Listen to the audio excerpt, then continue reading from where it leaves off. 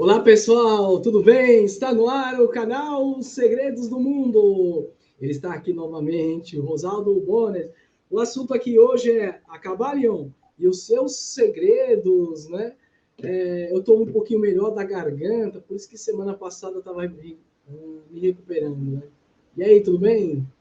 Tudo bem, graças a Deus. Eduardo, é um prazer novamente estar no seu canal aqui para a gente abordar um assunto que, dentre todos os assuntos que eu já abordei nesse canal, né, o assunto que mais me encanta é sobre o hermetismo, sobre o Caibalion.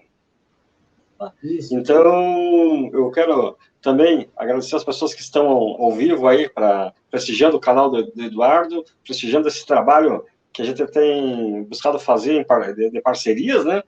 É verdade. E passar para vocês hoje que o assunto vai ser interessantíssimo. Muito interessante falar de Caibalion para vocês. E se você tem mais alguma coisa para falar, eu já... Posso Vamos começar? lá. Vamos lá então. Se inscreve no meu canal, manda o link para os colegas. Vamos lá.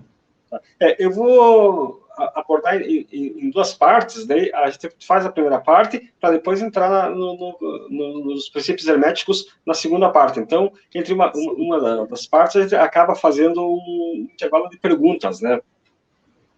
Sim. Pode ser. Então, vamos lá. Eu acredito que muitos de vocês já devem ter ouvido falar do Caibalion. O que é o Caibalion? O Caibalion foi um livro, na realidade, apesar do tema ser um tema ancestral, ser muito, muito antigo, dos tempos imemoriais, né?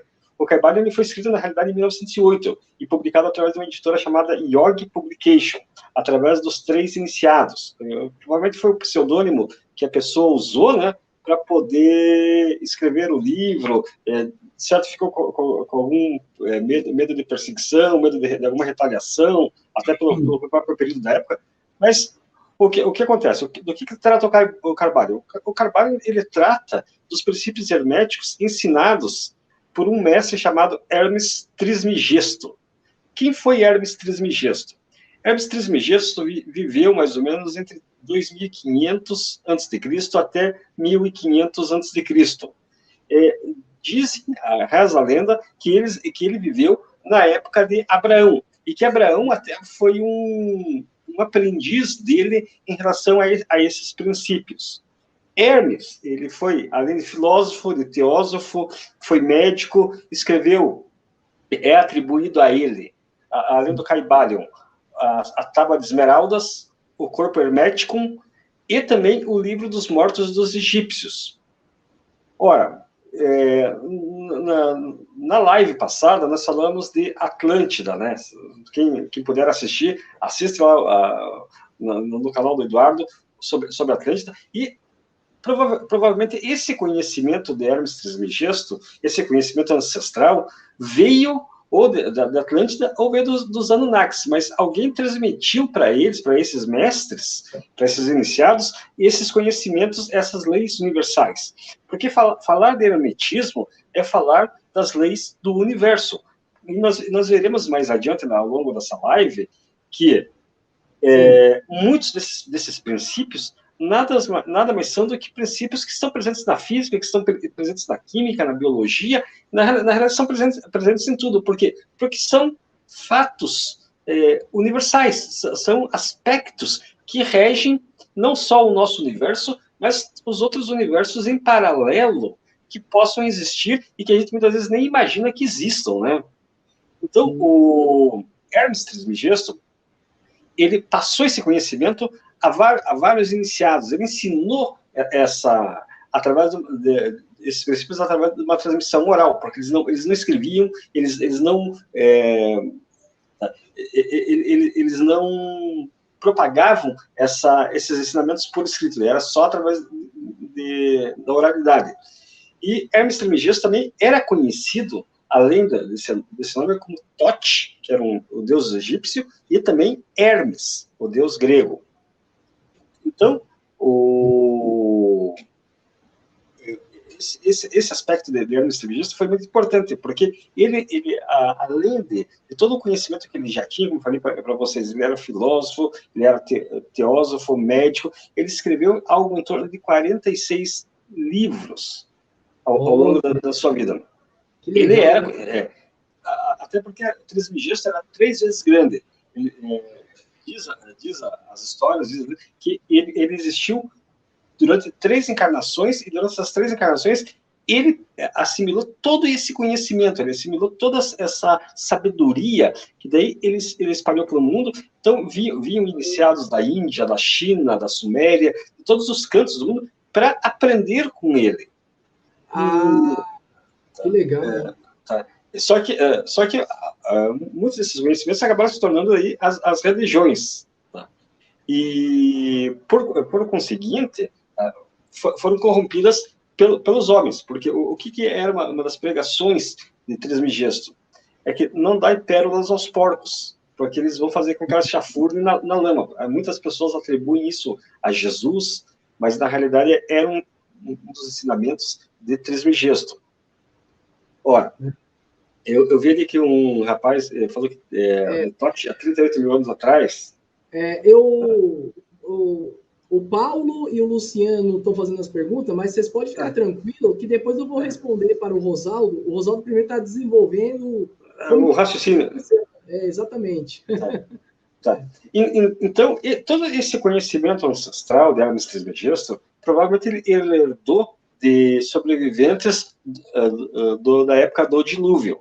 Porque se ele viveu entre 2500 a 1500 a.C., mais ou menos, esse período, não é um período exato, até porque até quem conteste a existência real de Hermes Trismegisto, a quem contesta se ele realmente existiu.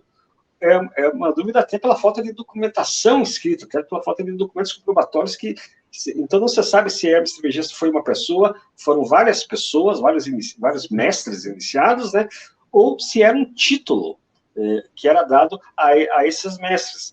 Mas você sabe muito que, através dos princípios herméticos, através de livros como Caibalion, como Corpus Herméticos e como a Tábua de Esmeraldas, esses princípios eles foram passados ao longo de várias e várias gerações de forma oral e posteriormente, lá pelo ano 300 depois de Cristo, é que começaram a ser escritos e é que começaram a cair no gosto dos estudiosos.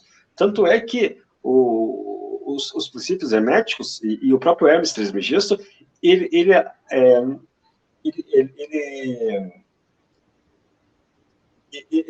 foi estudado por filósofos como Platão, como Sócrates, como Aristóteles, que se basearam muitos dos seus pensamentos, muito no conhecimento de Trismegisto. Então, basicamente é isso. Nós não vamos abordar muito da Hermes Trismegisto, até pela falta de documentação, pela falta de apoio histórico em relação à existência desse ser, mas ele deixou um grande legado para nós, um legado hermético. E o que é o hermetismo, né? O hermetismo é um conjunto de ensinamentos filosóficos, alquímicos, astrofísicos, astrológicos, astronômicos, que juntos eles compõem toda uma filosofia, eles compõem toda uma linha de pensamento em relação não só a criação do mundo, mas a essas leis universais que regem o nosso mundo até os dias de hoje. Vou abrir agora um pouco. Essa primeira parte é só uma explanação básica, né? Então, quem tiver algumas perguntas pode já fazer, que daí a gente já vai passar para os princípios, que é o ponto forte da live de hoje. É saber da tábua esmeralda era uma pedra verde que caiu mesmo, ou da história da Idade Média, pedra que testa aquele cara que às vezes eu acho que é bom evitar de falar, né? Não, é bom evitar, né? Então, a lenda dos anjos caídos, né? Essa lenda que essa tábua de esmeraldas, ela foi proveniente do anjo de Lúcifer, né? Do Lúcio Fera, né? Sim. E que... Então, são lendas, são suposições. Eu não gosto de entrar muito nesse campo de suposições, dessas lendas e dessas crendices urbanas, porque elas desmistificam, elas desvirtuam a beleza desses ensinamentos. Sim. Eles desvirtuam a essência, porque se a gente compreender a essência dos 7 princípios herméticos, nós estaremos compreendendo, na realidade, a essência do mundo, a essência de todas as coisas. Então, quando as pessoas atribuem isso a coisa ruim, ao inominável, a essas pessoas do mal, né, muitas vezes é o próprio homem que, para conseguir perseguir, para conseguir aniquilar essas crenças que até então são consideradas pagãs, né, por muitos dogmas das igrejas cristãs, principalmente, mas que, de uma certa forma, foram a origem de todas as grandes religiões do mundo. Os 7 princípios herméticos, para quem leu o Kybalion, para quem leu o Corpus Herméticos, e toda essa literatura, vai perceber que o alicerce da religião judaica, da própria religião cristã, da religião muçulmana e de algumas outras religiões é puramente hermético. Essa tendência de nós conversarmos de maneira alegórica, de maneira simbólica, como dizia Jesus, ou como o próprio Jesus fazia, né, através de parábolas, né, é muito do hermetismo, muito para transmitir a palavra certa para aquela pessoa que vai entender a mensagem. Então, muitas vezes a gente pensa, não, mas porque existe a lenda que caiu que foi proveniente do coisa ruim. São crendices que muitas vezes as igrejas plantam, né, para afastarem as pessoas de um raciocínio mais profundo, de uma visão mais crítica, de uma visão mais racional em relação à religiosidade. Porque o que interessa para as pessoas, para as igrejas, para as instituições hoje, né? É que as pessoas não contestem certos ensinamentos que acabam virando dogmas que são incontestáveis. Ora, o dogma acaba não deixando enxergar o horizonte, né? Esse que é o grande problema, as pessoas têm que começar a se despertar. Eu acho que é um grande desafio, principalmente para o meu canal, a gente mostrar os segredos da humanidade, né? Acho que é muito importante isso. As pessoas não têm direito de serem enganadas, né, Rosaldo? As pessoas têm que saber que são outras coisas. Aqui ninguém está falando que é importante das religiões essa questão. Deus, claro, é importante, né?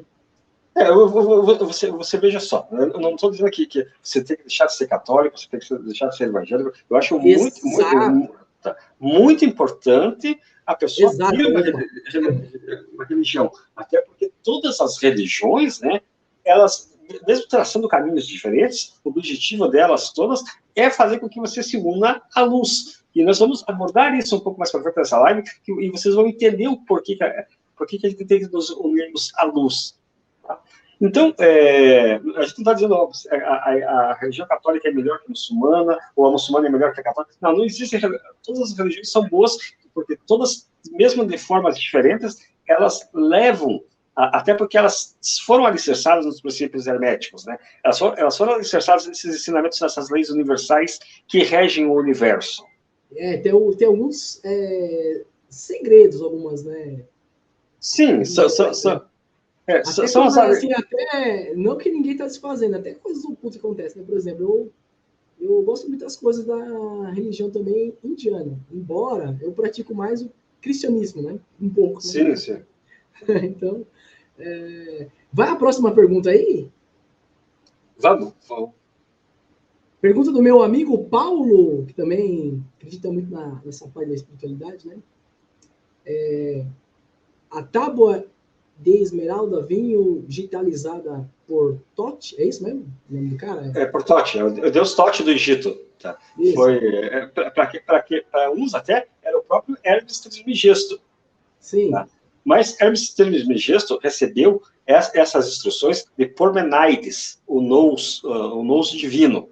Tá? Quem que era Pormenaides? Ele era uma espécie de um deus, né, provavelmente um deus astronauta, né, que passou essas informações para Hermes Trismegisto, para que ele espalhasse esse conhecimento, não para todos, mas para aquelas pessoas escolhidas, né, para aquelas pessoas que tivessem condições de assimilar essas informações. Porque mesmo hoje, tá, quando se abre a riqueza dos princípios herméticos, muitas pessoas não vão entender, elas não vão compreender a essência desses princípios. Então, não adianta você passar para todo mundo, porque é que nem quando você pega a Bíblia. Quando você pega a Bíblia, muitas pessoas vão ler ao pé da letra a Bíblia. Mas ela existe muitas, por trás daquelas alegorias da Bíblia, por trás do Apocalipse, existem metáforas, existem escritas secretas que um bom iniciado ele vai conseguir interpretar muitas daquelas passagens que ali aconteceram. O próprio Gênesis nada mais é do que tem origem suméria, porque os hebreus são de origem suméria. E Hermes Trismegisto, como ele viveu na época de Abraão, os próprios judeus também herdaram muito a religião judaica, herdaram muito da época do cativeiro do Egito. Muitas das lendas atribuídas a Torá, ao Talmud, nada mais são do que adaptações de lendas egípcias, de lendas sumérias, que foram transcodificadas nos livros sagrados, que depois, posteriormente, foram passados para nós. Evidentemente que muitos desses livros já foram corrompidos, ou até mesmo esquecidos, né? Porque há capítulos que não interessavam para as igrejas, para os senhores da razão, né? Ele tinha comentado mesmo, os livros falam, o Hermes, na questão de algumas técnicas de Atlântida? Sim. Por quê? Você tinha comentado isso na outra gravação. Na live passada. Por quê? Porque antes do dilúvio, existiam povos superiores, existiam os deuses, né? Os deuses coabitavam. Tá? Eu, quando falo deuses, é uma provocação, porque nada mais eram do que astronautas, eram os Anunnakis, os filhos de Anum, que eram deusificados, né, pelo próprio nível deles em relação aos que aqui habitavam o nosso planeta, o Homo sapiens primordial, que foi geneticamente depois modificado para dar origem à nossa raça, à nossa espécie, com esse grau de intelectualidade muito superior ao Neandertal, ao Homo pithecus, ao próprio Homo sapiens primordial. A primeira edição, como sempre falo, né? Então, eu vi que um rapaz escreveu ali sobre 38 mil antes de Cristo, que é a Totti. Não dá para... Eu ia pegar também a pergunta do Luciano, mas pode falar, que é aquela lá em cima. Não dá para se apegar a datas tão distantes. Mesmo as datas... É complicado mesmo, né? Em virtude dessa oralidade, né, dessas lendas, a gente nem sabe ao certo quando que houve o dilúvio. Alguns arqueólogos, alguns cientistas atribuem entre uma faixa entre 6.000 a.C. a 10.000 a.C. Tá? Evidentemente, o Homo neanderthal, ele surgiu na Terra há 45.000 anos antes de Cristo. Eles provavelmente não devem saber quando aconteceu o dilúvio exatamente, mas tem um estudo que parece que foi mais de 2, né, Rosaldo? Até me corrige se eu tiver... Eu já vi gente falando 3 dilúvios, falei, nossa, uns falam 4.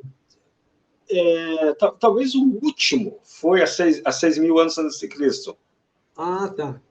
Talvez o último, o que está na Bíblia, o que está nos relatos mais recentes da humanidade, né? Porque a gente não sabe como é que era a vida antes do dilúvio. A gente sabe através das passagens sumérias, das passagens do Gênesis, das lendas parabolizadas dos livros sagrados, né? Mas as civilizações que habitaram lá, quem passou esse conhecimento, como é que eles viviam, a tecnologia que eles tinham, tá? E isso é até temerário a gente estar falando sem que a gente tenha uma plena convicção. Então, se a Pedra de Esmeralda, se ela foi digitalizada, uma coisa é fato, a esmeralda é um dos metais, é uma das pedras, né, preciosas mais difíceis de lapidação, porque uma pedra mais dura que tem é a esmeralda. Mas não dá para a gente atribuir aos egípcios, aos sumérios, ou a esses povos que a gente conheceu pós-dilúvio, né? Porque provavelmente eles herdaram essas tecnologias já meio que prontas, já meio que talhadas. O que eles fizeram só foi passar esse conhecimento, foi socializar as outras regiões do globo em relação com esse conhecimento, assim como Hermes Trismegisto passou esses conhecimentos herméticos para os seus iniciados. Né? Interessante, né? Tá. Então, tem mais uma pergunta? Peraí, tem mais algumas? Peraí, deixa eu pegar aquela do Luciano lá em cima. Peraí, deixa eu ver onde ela tá. Ah, meu Deus. Eu não sei o que ele quis dizer com isso aqui. Alquimia 3 vezes grande, Hermes ou Mercúrio? Em que sentido, Luciano? Você entende? Entendo. Tá. Porque os princípios herméticos são princípios que foram levados pelos alquímicos, né? Para quem estudou alquimia na Idade Média. Eles ficaram muito famosos através da alquimia. Trismegisto é 3 vezes grande. Tá? E Mercúrio era a mesma coisa que o deus Hermes no panteão dos deuses gregos. Então, o deus Mercúrio foi atribuído, era atribuído também a Hermes Trismegisto. Era o nome grego que os gregos davam para Hermes Trismegisto, que era comparado a um deus, que era comparado a uma entidade superior. Assim como no panteão dos egípcios, ele é dosificado como o deus Tote. Tá. Então, Trismegisto é 3 vezes grande. Muitos dos princípios deles foram explorados pela alquimia, né?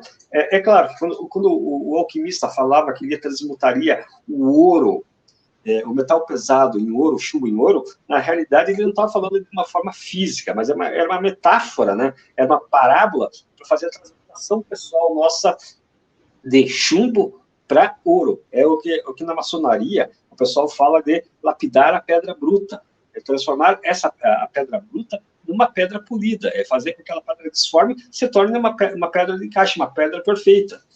Então, para quem gosta desses assuntos, na própria maçonaria existe lá uma estátua onde o aprendiz, ele mesmo, ele está se autotransformando. Ele é uma pedra, né? Então, da barriga para baixo, ele ainda está em forma de pedra, mas ele, com as ferramentas simbolizadas pela maçonaria, ele está se autolapidando, né? Para se transformar num homem perfeito, num homem que é a imagem de Deus. Sim. O Luciano fez outra aqui, a tábua, o cálice, a esmeralda, aonde? Nossa, eu não entendi muito bem, Luciano, essa aqui. Tá. Tábua, o cálice... vai ter que... Talvez o cálice ele esteja servindo ao Santo Grau, o cálice sagrado. Né? Sim. A tábua de esmeralda, na realidade, na realidade, o que acontece com ela? Tá? Ninguém pode provar que ela era antediluviana, pós-diluviana. Por quê? Porque nem sabe realmente se a existência concreta dela, né? Se ela foi passada, ela foi transliterada no papel, mas é que nem falar da Arca da Aliança. A Arca da Aliança também, todo mundo sabe que ela existiu, mas ninguém sabe aonde ela está. Perguntando esse negócio da Arca da Aliança, não foi exatamente na época do Hermes, né? Não, foi após, foi na época de Salomão. Foi na... tá. Essa parte aí realmente eu não estudei. Por isso que eu... Não. Hermes Trismegisto, assim como Abraão, eles foram muito posteriores a Salomão. Quem acompanhar a história da Bíblia vai notar que... Salomão, Então, eu vi mais um comentário ali, Eduardo, acho que Então, o do Paulo, ele só está falando que inúmeras pessoas acabaram lendo esse livro, né? foi criada uma cultura generalizada, né? Exatamente. Na realidade, não adianta você pegar o livro, ler o livro do Kybalion, tá? Se você não entender, se você ler ele na superfície, você vai ter um entendimento raso sobre o Kybalion. Agora, se você buscar um livro, ler ele, tá? Ler ele com senso crítico, com uma racionalidade, ligando com outros pontos que existem por aí, você vai entender que ele é muito mais profundo, que os ensinamentos do Kybalion foram muito mais profundos do que a nossa compreensão, a princípio, possa parecer ser. Então, a gente tem que ler com uma profundeza, com uma riqueza de detalhes e com outro entendimento. Abrir a mente, abrir os nossos horizontes para poder entender o Kybalion. Senão, vai ser outro livro qualquer, assim como muitos livros esotéricos que caem na mão do pessoal, o pessoal não sabe interpretar, né? E acaba gerando uma série de dúvidas, de questionamentos. Se você não souber pontificar com outros pontos que estão no nosso entorno. Eu gostaria agora de partir já para a segunda parte, né, Eduardo? Ele começa a clarear um pouco, porque as pessoas muitas vezes vamos então, porque tem as perguntas aqui, depois vamos deixar mais para frente, né? Para dar uma clareza à história, né? Então, o que acontece? Antes de iniciar os princípios herméticos, nós temos que entender o homem como um microcosmo. Nós estamos inseridos num macrocosmo. Por que microcosmo? Porque nós somos, não deixamos de ser um pequeno universo dentro de um grande universo. O homem, ele é composto do quê? Ele é composto de matéria, da mente e de espírito. Diferente dos outros animais, de um leão, de um cachorro, tá? que são, tem matéria, tem uma mente limitada, mas não tem o espírito que o homem tem. Por que eu bato muito na mente e no espírito? Porque a mente e o espírito é que nos dá o discernimento e nos dá a diferenciação em relação às outras espécies. É que nos destaca em termos de sabedoria, nos destaca em termos de ciência. Quando eu falo ciência, eu não estou falando das ciências exatas, eu estou falando de ciência da nossa dimensão em relação ao metafísico. Então, o que acontece? Então, nós temos que entender que tudo, eu vou falar nos princípios herméticos, nós temos que olhar por três aspectos. O aspecto material, o aspecto mental e o aspecto espiritual. Se nós não olharmos para isso aí, vão ser informações vagas e informações que muitas vezes você vai deixar de aproveitar. Por quê? Porque na tríade hermética, Deus, ele é o todo, né? É Deus, é o cosmos e é o homem. Tá? Então, o homem é a matéria, o cosmos é a mente e Deus é o espírito. Que, junto, na realidade, a gente separa numa tríade, mas, ao mesmo tempo, ele é um só.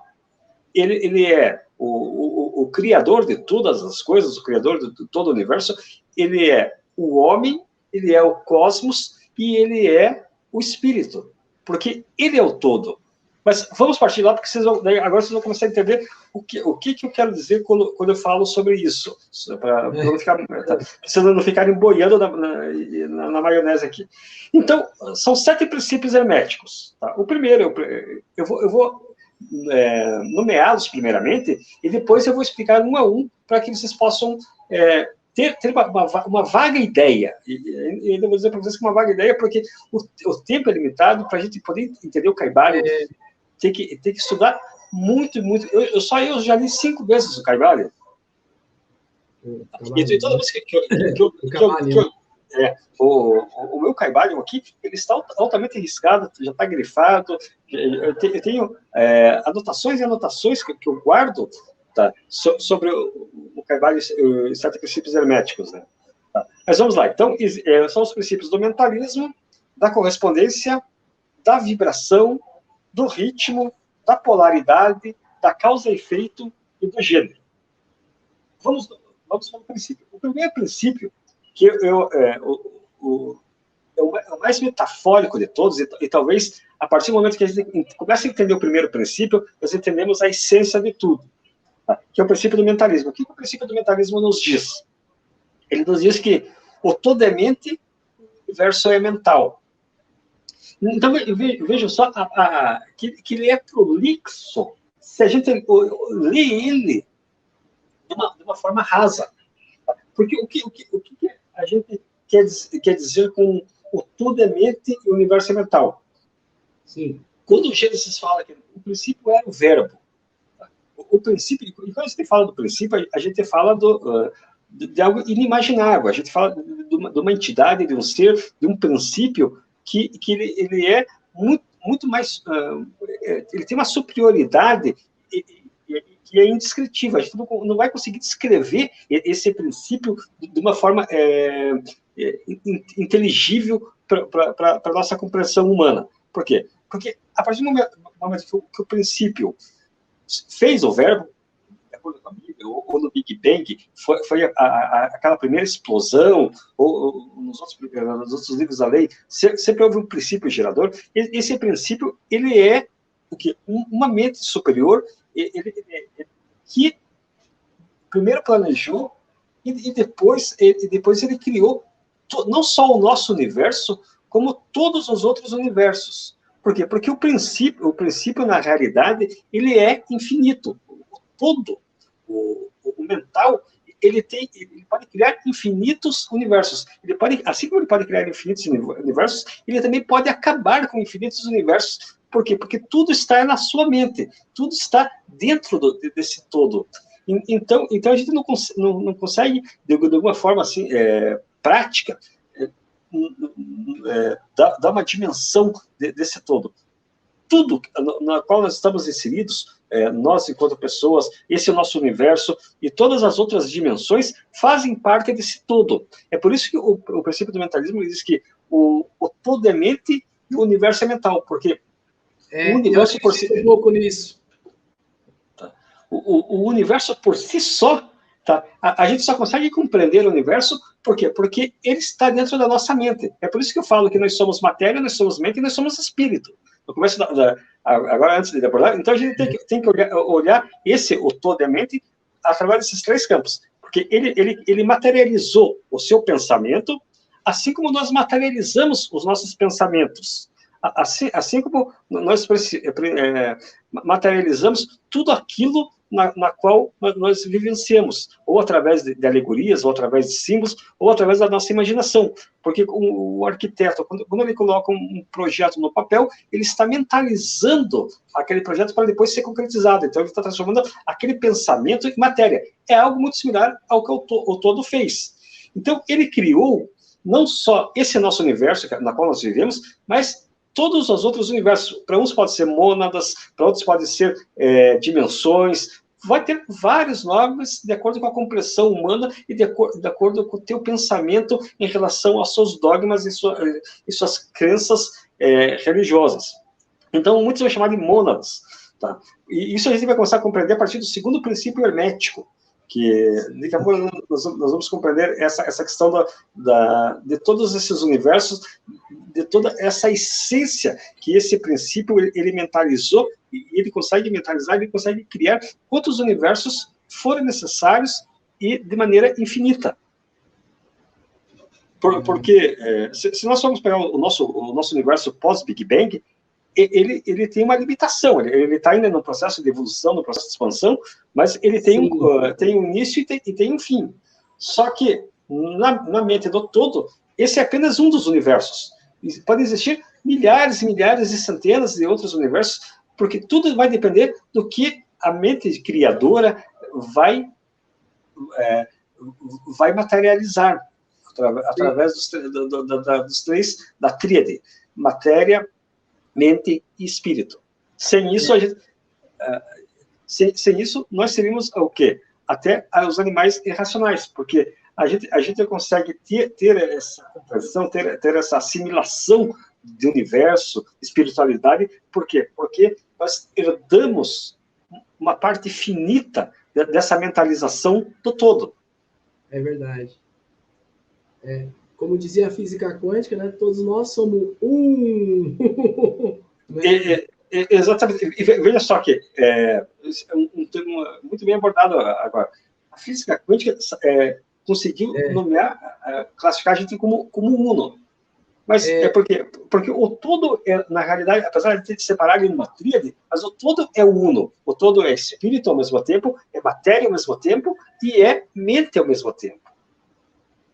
Eu acho interessante quando fala do Deus eu, Deus no interior, né? Deus todo, né? Tá muito nesse dogma dizer que ele tá lá em cima, né? Mas ele tá entre nós, tá em todo que pensar, né? É por isso que eu chamo ele de todo, né?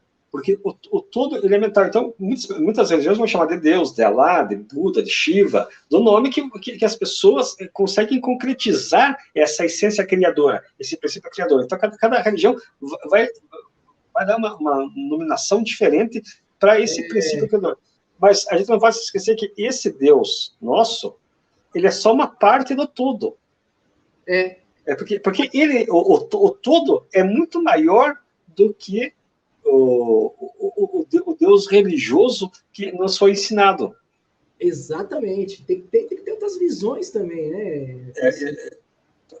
Com isso, Eduardo, nós podemos passar para o segundo princípio, que é o princípio da correspondência. O que o princípio da correspondência nos fala? Sim. O que está embaixo é como o que está em cima. E o que está em cima é como o que está embaixo. Ora, você lembra que eu falei para vocês que o todo ele tem a capacidade de criar infinitos universos, infinitas mônadas, infinitas dimensões? Todas essas dimensões, elas têm uma correspondência. A correspondência não só material, como uma correspondência mental, como uma correspondência espiritual. Eles são muito similares, eles são iguais na realidade. Por quê? Porque o todo, ao criar esses universos, ele cria de forma correspondente. Um é muito similar com o outro. É como os espíritas, de uma forma bem grosseira, comparando, eles comparam junto com as suas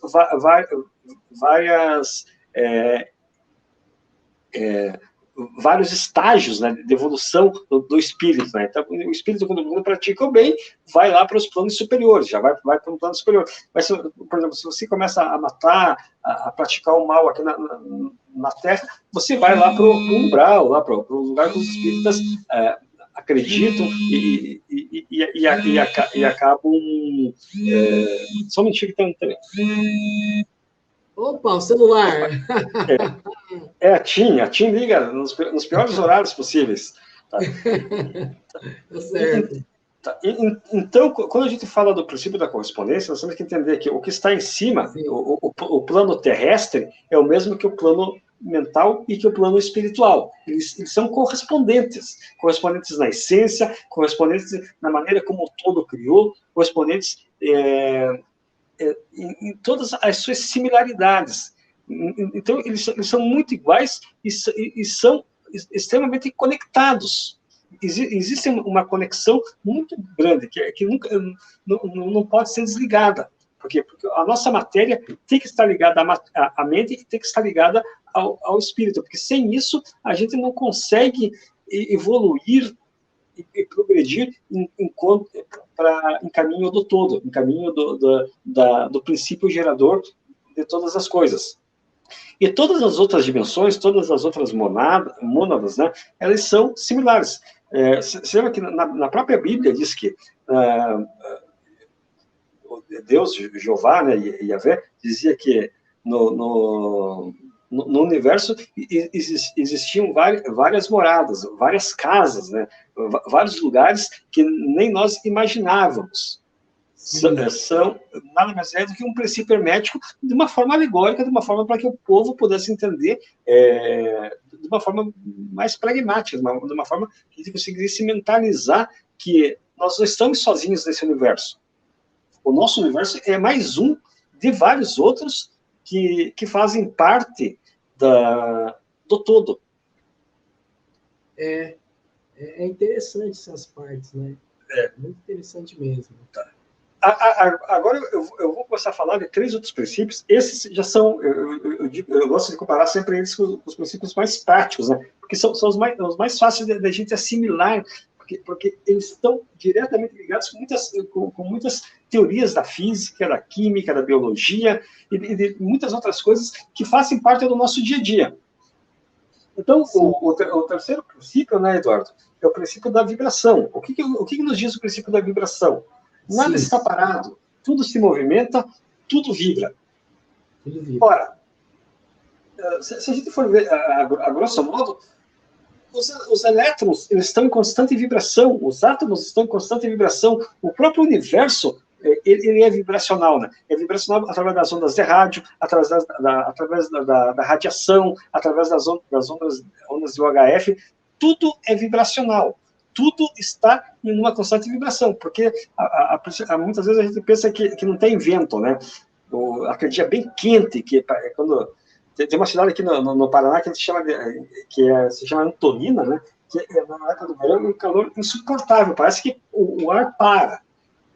Mas mesmo quando a gente sente que está tudo parado, o universo não, ele está em constante movimento. Os átomos estão ali, um batendo com o outro, os elétrons, as ondas de rádio, a gravidade, a radiação, tá? Tudo no universo está ali vibrando. Mas isso é física pura. Se a gente for é física quântica, é física orgânica, é física material. Tudo tem uma vibração, está fazendo parte de uma vibração, de um ato vibracional. Do universo, né? Todo o universo, todos os universos. O que eu acho interessante é que naquele desenho dos Cavaleiros dos Zodíacos, quando eles convocam poder, mostra em volta do corpo deles órbita, né? Exatamente. É interessante, né? Uma coisa grega, né? Do Zodíaco. Mas, só que aí que está o pulo do gato, né, Eduardo? Tá? Porque quando a gente fala de vibração, nós imaginamos a vibração física. Mas nós temos que perceber que existe a vibração mental e a vibração espiritual. Quanto mais intensa for o grau de vibração, mais próximo da luminosidade você estará. Então a vibração... O pensamento tem a ver com a vibração também, né? É vibracional, porque para você pensar...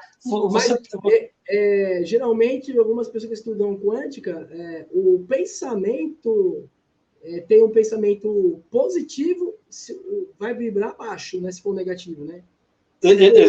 Se for amor, vai vibrar alto. Existe isso mesmo, né? A gente estuda, né, essas coisas, né?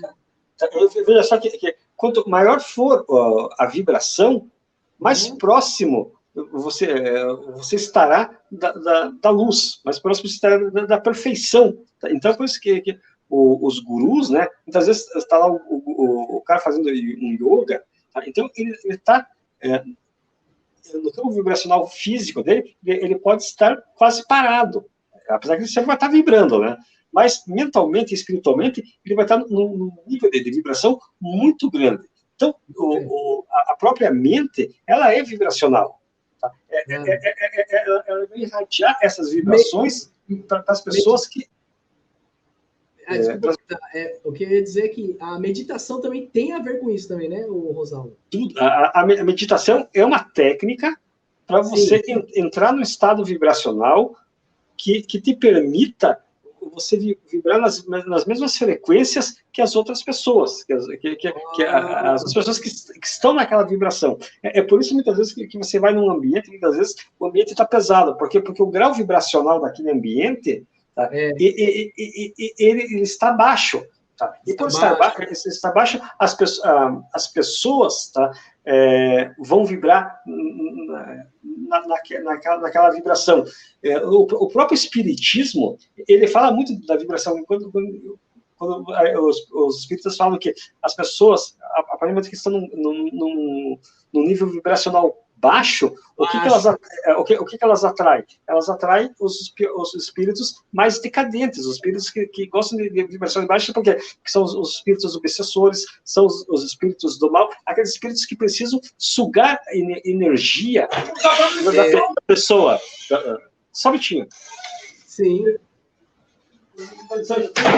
São aqueles espíritos que estão numa vibração mais baixa do que aqueles espíritos que estão mais elevados. Então, quando você se aproxima de uma pessoa que tem um alto grau de vibração, ela vai estar vibrando, tá, num outro nível, um nível mais elevado das coisas. Tá? Num nível... Só um minutinho. O meu piazinho aqui está me atentando aqui. O meu piazinho fica de bagunça aqui na minha casa, agora... Então você vai vibrar no grau das pessoas que, conforme elas estão mentalizando, não só no mental, mas no espiritual delas. Então você vai se juntar àqueles espíritos que a tua vibração vai ser mais adequada conforme eles. Pode parecer uma coisa meio absurda, mas isso, todas as religiões, de alguma forma ou de outra, elas nos ensinam, tá, para que a gente possa se unir a todos, se unir a um grau elevado de vibração, nós temos que estar também com as nossas vibrações ou altas ou pesadas. Então, é o céu e o inferno. O céu vibracional são as vibrações altas, e o inferno vibracional são as vibrações baixas, que vão te atrair aquelas vibrações negativas. Tá?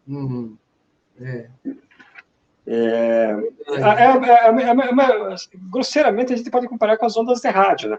Então, existe o HF, o VHF, as ondas curtas, as ondas médias, que vão pegar que você vai sintonizar algumas emissoras.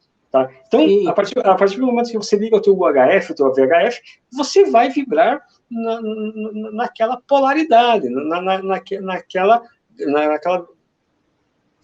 grau vibracional na qual você está se sintonizando. Então, isso é algo, além de ser uma lei universal, é uma lei que a gente aplica para a matéria, para a mente e para o espírito. Tá? Então, isso, tá, é o terceiro princípio. Tá? O quarto princípio é o princípio do ritmo. É outro princípio também que a gente consegue imaginar ele mais. Porque o que ele diz? O que o princípio do ritmo diz? Tudo flui, para fora e para dentro. Tudo tem marés. Todas as coisas se levantam e caem. A oscilação do pêndulo se manifesta em tudo. A medida da oscilação da direita é a medida da esquerda. O ritmo compensa. Legal. Ora, falar de ritmo... É também, tá? Porque, a grosso modo, o que a gente pode comparar o ritmo? Com aqueles relógios antigos, os relógios cucos, os relógios de caixilhão, de carrilhão, aqueles que tem o pêndulo, que vai para a esquerda e vai para a direita. Só que a gente repara o quê? Que o pêndulo ele nunca vai muito para a esquerda e nunca vai para a direita. Ele tem um ritmo que compensa o movimento do pêndulo. Ora, o relógio, quando ele está fora do ritmo, ou ele atrasa, ou ele adianta. Nenhum deles é bom para nós. Sabe? Então, se o tempo atrasar, o tempo adiantar, não vai ser bom, porque vai estar fora do ritmo aquele relógio. A mesma coisa com o nosso corpo físico. O nosso coração, ele pode bater lentamente ou pode bater rapidamente. Nenhum é bom. Tá? O ritmo ele tem que ser compensatório. Então, a partir do momento que você sofre uma taquicardia, automaticamente você tem que compensar para que você volte ao teu processo de batimento normal do teu coração. A mesma coisa com o relógio. Se o seu relógio está fora do nível, você vai lá e vai tentar corrigir o nível do relógio para quê? Para que ele nem atrase e nem adiante. A mesma coisa é com a nossa mente, com o nosso ritmo mental, com o nosso ritmo espiritual. Ele, claro, que vai haver aqueles dias que nós estamos um pouco mais depressivos, um pouco mais introspectos, né? Mas é como um relógio, dentro daquele ritmo nós temos que compensar para quê? Para que o nosso ritmo não seja muito para a esquerda e também não seja muito para a direita. É como o movimento das marés. Se a maré recuar muito, tá, ela vai causar um transtorno. Se ela passar do fluxo da maré, ela vai causar inundação, vai quebrar o ritmo universal. A mesma coisa. Sim. Tá? O planeta Terra. Se o planeta Terra se afastar 1 milímetro da sua órbita, ele vai causar transtornos para a vida no planeta. 1 milímetro, eu estou exagerando, né? Mas se ele, digamos, que ele se afaste 1 quilômetro, tá? Da sua rotação, ele pode causar uma quebra no ritmo da Via Láctea. Ele pode quebrar o ritmo vibracional daqui do próprio planeta, da nossa própria natureza, ocasionando o quê? A morte do nosso planeta, a morte da vida nesse planeta. E mentalmente é a mesma coisa. Nossa, sério? Sério. Você vai trabalhar no teu ritmo. A tua mente, você vai ritmar a tua mente para ela sempre estar, ela sempre, claro, ela vai oscilar entre pensamentos ruins e pensamentos maus. Tá? O teu espírito vai oscilar entre as trevas e a luz. Ora, a partir do momento que ele começa a oscilar muito para um lado, você vai tender para o lado. É como os Jedi, não tinha os Jedi que eram do lado bom da força e do lado negro da força? Tá? Então, o ritmo, ele tem sempre que ser compensatório, porque a partir do momento que você começa a ter pensamentos negativos, o teu ritmo entrar na negatividade, você tem que compensar ele para que ele volte o mais próximo da positividade, para que você não se perca, né, nessa inconstância oscilatória do teu ritmo, né? E o espírito é a mesma coisa. Você tem que oscilar o teu ritmo espiritual dentro daquelas manifestações que são regidas pela compensação rítmica do que foi proposto. Então você vai ter lá o teu ritmo espiritual um pouco mais elevado, um pouco mais pesado, mas sempre vai estar sempre vai procurar compensar esse ritmo para que ele traga uma plenitude, para que ele traga uma tranquilidade de espírito, uma tranquilidade um conforto, né? É o tal do conforto espiritual. Que é pior se a pessoa passar nervoso, preocupação, até uma depressão, então é melhor ter equilíbrio. O equilíbrio é difícil, né? Por isso que às vezes eu assisto muito aquele da religião hindu, o Sai Guru, né?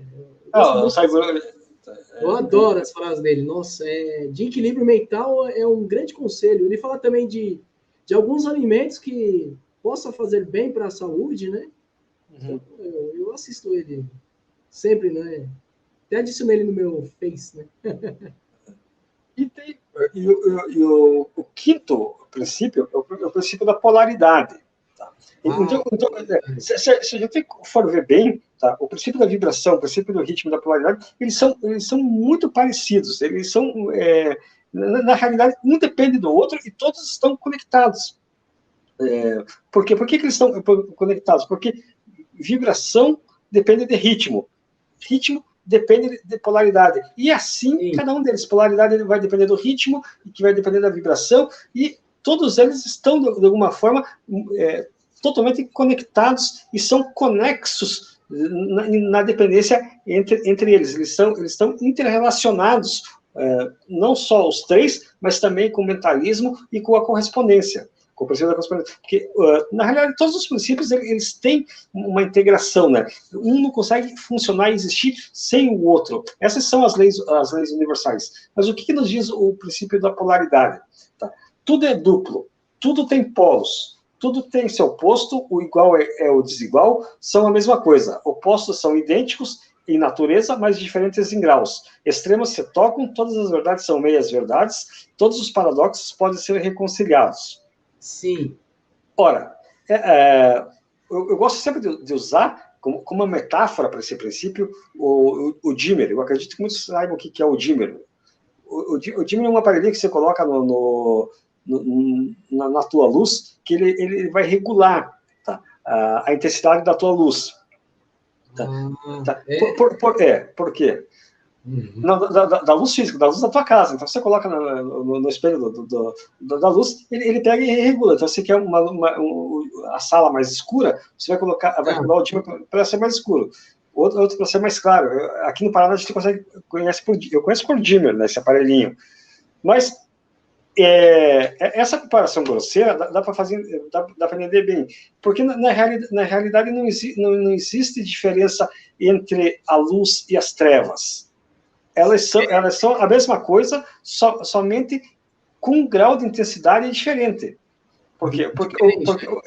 Porque o que são as trevas? São a ausência de luz. Com a temperatura é a mesma coisa. A temperatura é uma só. O que vai variar é o grau da temperatura. Se vai estar mais quente ou se vai estar mais frio. Então, é o ar-condicionado que você vai regular lá.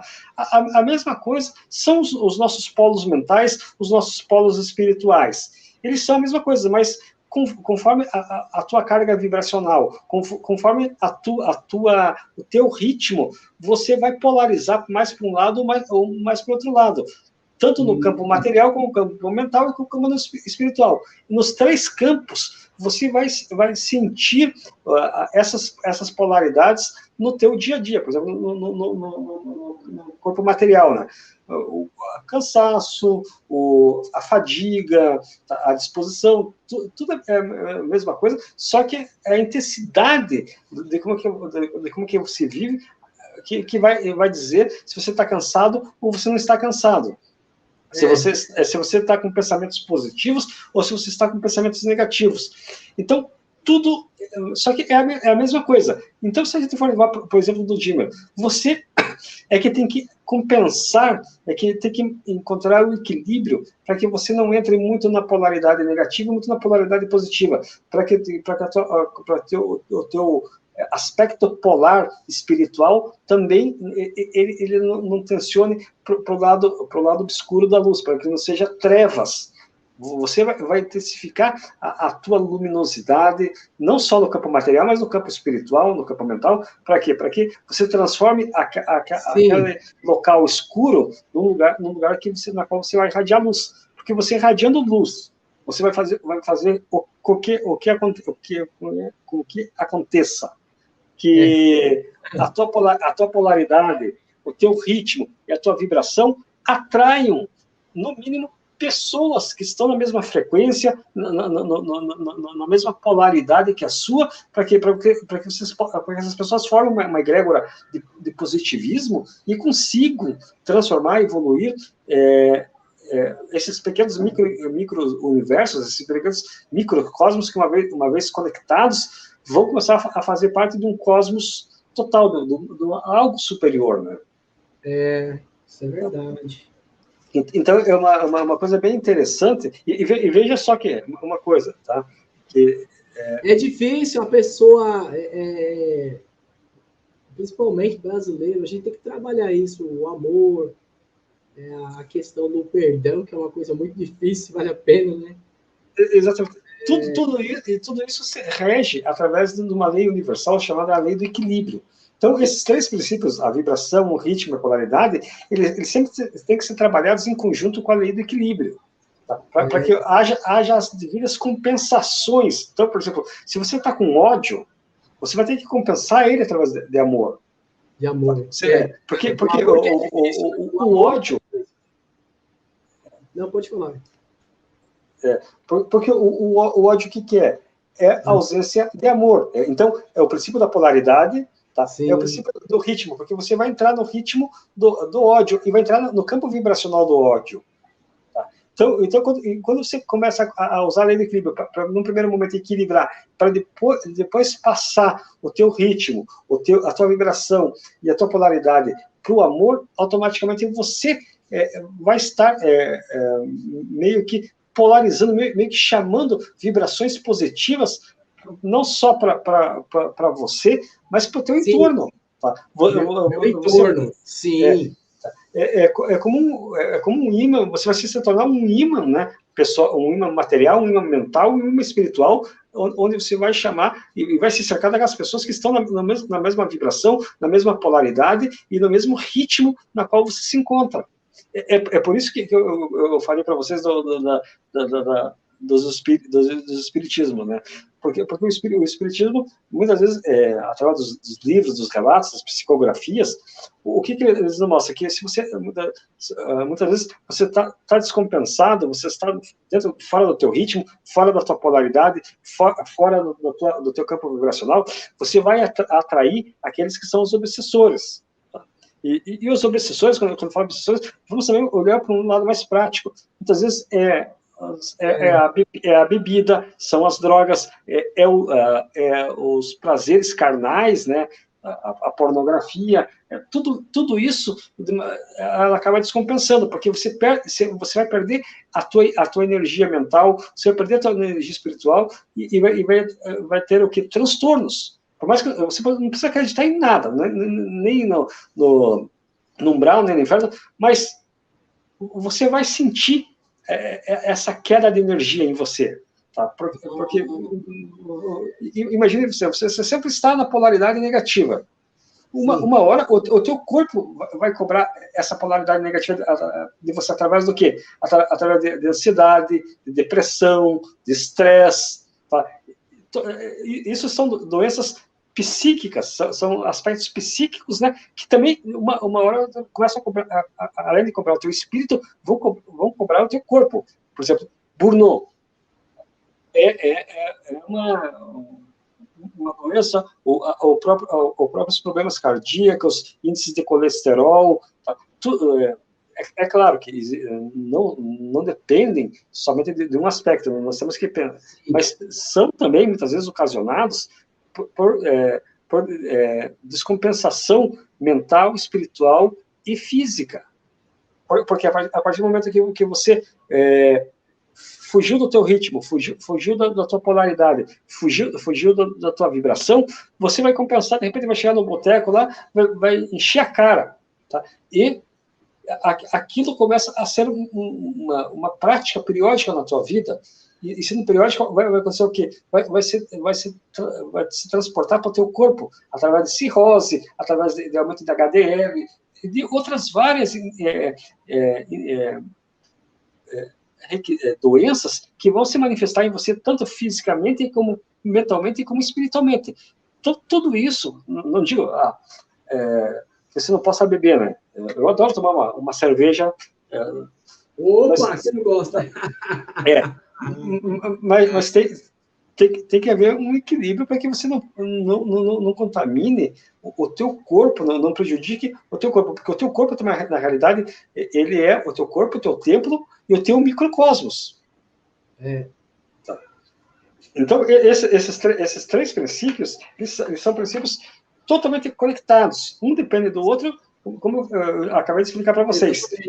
Tá. E eles têm que ser regidos também, a gente tem que trabalhar a lei do equilíbrio, que é uma lei universal, porque tudo está em equilíbrio. Quando a gente vê a Terra, ela está flutuando lá no espaço, mas ela está dentro do equilíbrio de forças, gravidade e antigravidade, são forças que estabelecem esse equilíbrio entre nós. A Lua ela fornece o equilíbrio das marés. Então, se a Lua se afastar um pouco da sua órbita, ela vai interferir nas marés. Assim como tudo nesse universo na qual nos conhecemos, não vou poder falar das outras dimensões, das outras mônadas, né, das outras casas do Senhor, né, porque a gente não conhece. Lá a gente pode falar desse universo aqui, mas esse nosso universo ele é regido por várias forças, por várias leis do equilíbrio que compensam a nossa existência, né? Senão viraria uma verdadeira bagunça. É que nem aquela jogada da sinuca, né? Você joga, você equipar as bolas lá, a primeira bola, o que ela faz? Ela faz com que todas as outras bolas se espalhem de forma aleatória. Seria algo muito parecido com isso. Se algo saísse da sintonia do universo, se algo saísse da lei do equilíbrio universal. Né? Com isso, eu posso partir para o sexto princípio, que é o princípio da causa e efeito. O que o princípio da causa e efeito nos diz? Tá? Interessante. Toda causa tem seu efeito, todo efeito tem sua causa. tudo acontece de acordo com a lei. O acaso é simplesmente o nome dado a uma lei desconhecida, há muitos planos de causalidade, porém nada escapa da lei. Ora, essa é a famosa lei física da ação e reação. Para toda ação que você faz, você vai criar uma reação. Imagina no jogo de xadrez. No jogo de xadrez, você está lá jogando. Então, se você movimentar um peão, pode ser que não aconteça nada na primeira jogada, mas 3, 4, 5 jogadas depois, aquela movimentação vai interferir em algumas peças do teu jogo. A mesma coisa se você movimentar o bispo, movimentar a torre ou o rei. Tudo vai ter, para toda ação que você faz no teu jogo de xadrez, e vamos colocar aí também, comparar também com o xadrez da vida, né? Você vai vai ter os efeitos dessas suas ações, a curto, médio e longo prazo. Então, é o que eu falo para vocês. A partir do momento que você cria causas negativas, você vai colher causas negativas. Se você criar causas positivas, você vai colher pensamentos positivos. A grosso modo, é comparar. Se você plantar milho, você não vai colher tomate. Você vai colher milho. Se você planta tomate, você não vai colher soja. Você vai colher tomate. Então, não existe meio termo. O que você faz... Daquele filme Gladiador, tinha uma frase muito bacana aqui, que sempre gosto de citar. Tá? O que você faz aqui repercute para a eternidade. É uma frase muito profunda e que é a própria causa e efeito. Então, orientais, nas religiões deles, falam o que se faz de mal volta, né? Volta para si mesmo. Volta na mesma intensidade. Se não me engano, é o budismo que deve falar isso também, né? E o que você faz de mal vai voltar na mesma intensidade, porque é regido pelo princípio do ritmo. O feitiço vira contra o feiticeiro, né? Porque o ritmo compensa. Então, para toda não só no campo material, como no campo mental, como no campo espiritual. Para tudo que você fizer, tá? Se você orar para Deus, você vai colher Deus. Se você orar por coisa ruim, você vai colher coisa ruim. Tá? A mesma coisa acontece com os pensamentos. Pensamentos negativos vão atrair efeitos negativos. Pensamentos positivos vão atrair ações positivas. É por isso que tem aquela história lá que o pensamento move montanhas, né? Por quê? Porque tudo também está aqui, tudo está no coração, nos lábios e na mente, como os muçulmanos fazem no seu cumprimento. Eles não se cumprimentam assim, o muçulmano, porque tudo está no coração, tá? Nos lábios e na mente. E tudo que parte desses três princípios vai ter a sua causa e seu efeito. Assim como no nosso corpo físico, se você ficar tomando água durante um mês, o que acontece? Você vai sentir no teu corpo físico a ausência das proteínas. Se você nutre a tua mente com pensamentos negativos, você vai colher na tua mente, como efeito, esses pensamentos negativos, e a mesma coisa no teu lado espiritual. Então, é a lei da ação e reação. Então, é um princípio muito importante, um princípio também que a gente sempre está atento, né? E sempre está meditando para que o que a gente faz aqui, a gente vai colher eternamente a partir de uma ação nossa. É verdade. E como último princípio, né, Eduardo, nós temos o princípio do gênero. Tá? E aí eu vou fazer gênero. Tá? Eu vou fazer mais um alerta para vocês. Quando eu falar do princípio do gênero, a gente tem que olhar ele de uma forma bem amplificada, pelo lado material, pelo lado mental e pelo lado espiritual. Vocês vão entender por que eu estou falando isso a partir desse momento. O gênero está em tudo. Tudo tem o seu princípio masculino e feminino. O gênero se manifesta em todos os planos de existência. Ora, Porque o gênero, muitas pessoas confundem com o gênero biológico, do masculino e do feminino, mas mesmo no nosso campo material, nós somos masculino e feminino ao mesmo tempo, nós somos a criação, a evolução e a gestação de nós mesmos. Tá? Por quê? Vamos levar para o campo biológico um pouco. Então, o homem, nós temos lá os nossos hormônios. Nós temos hormônios positivos e hormônios negativos. Cada um exerce um certo equilíbrio na sua estrutura orgânica, na sua estrutura biológica. Sem os dois, tá? Nós seríamos... nós estaríamos fora do nosso ritmo e da nossa vibração. Tá? Por quê? Porque, de alguma forma, o masculino, ele é o nosso consciente, o feminino é o nosso subconsciente. Então, nós temos que... Se a gente... o masculino é a nossa razão, o feminino é a nossa emoção. Nós não podemos ser nem racionais demais, nem emotivos demais. Nós temos que sempre estar no equilíbrio. Nós não podemos não trabalhar nem sempre muito com o consciente, nem muito com o subconsciente. Nós temos que sempre estar trabalhando com os dois. A mesma coisa são os nossos hormônios. A partir do momento que uma mulher tem uma descompensação hormonal, ela vai sentir os efeitos no seu corpo. A mesma coisa para os homens. A partir do momento que você tem uma descompensação hormonal, você vai sentir no seu corpo físico. A mesma coisa, essa questão do gênero masculino e feminino, no campo mental e no campo espiritual. Porque a partir do momento que, quanto mais a gente evolui, mais esse lado biológico, ele deve ser esquecido, porque ele perde, a partir de certo momento, a partir de certas dimensões, essa dimensão do sexo físico. Ele passa a ser algo muito mais complexo, até porque o Elohim, o Elohim, ele não quer dizer o Deus homem apenas, né? Porque no princípio, quando eles corromperam o termo Elohim dos livros tradicionais, porque era o ele, ela. Tá? O que é? Porque existem dois princípios no universo, o princípio feminino e o princípio masculino.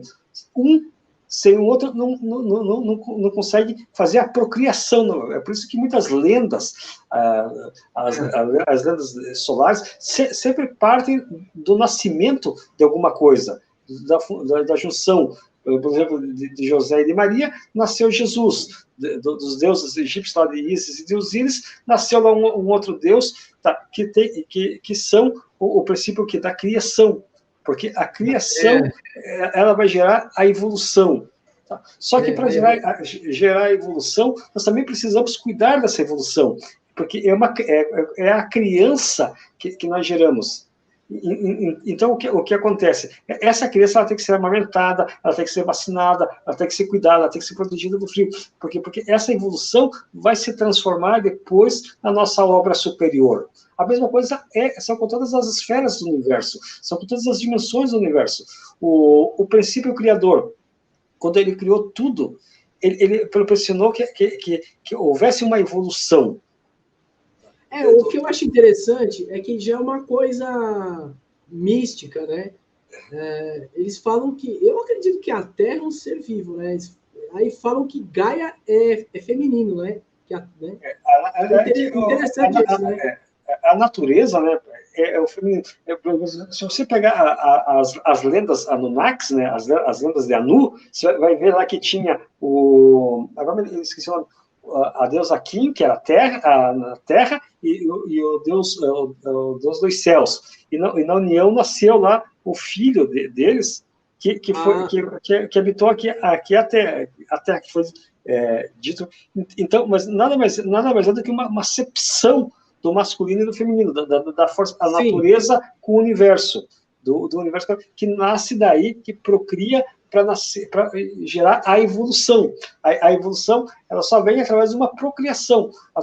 E a procriação, o que é? A união dos princípios masculino e feminino. A nossa mente, ela só vai começar a criar a partir do momento que o nosso consciente e o nosso subconsciente se unem para quê? Para proporcionar uma evolução mental. O nosso espírito, ele só vai evoluir a partir do momento que ele agrega o seu princípio masculino e o seu princípio feminino, a racionalidade, a emoção. Então, também tem muito a ver também com o princípio da polaridade. São sempre os dois polos, o yin e o yang. Então, você pode ver que tudo está relacionado. Não tem como você falar só do princípio da polaridade, sem falar da causa e efeito, sem falar do princípio do gênero, e a mesma coisa é com o ritmo, com a correspondência e com o mental. Mas talvez o primeiro princípio seja o mais importante, por quê? Porque o que ele diz que sem a mente nada é possível. O pessoal da religião espírita fala que a alma, ela não tem sexo, né? Então, não, depois da reencarnação, aí que vai definir se vai nascer um menino, uma menina, no gênero do sexo, né? Eu acho temerário quando a gente leva esse aspecto para o campo biológico, sabe? Sim, muitas religiões, até de forma preconceituosa, perseguem certos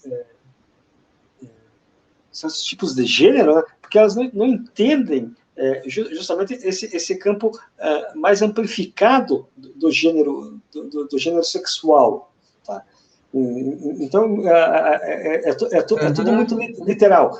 Ou você é homem ou você é mulher. Ou você é mulher ou você é homem. Então, para muitas religiões não existe um meio termo. Só que para os campos metafísicos, para os campos espirituais, tá? Não existe um sexo único. Você tem os dois sexos dentro de você. Os dois gêneros. Ah, é? Uhum. Sério? O que vai prevalecer tá, é a mesma coisa você, Eduardo.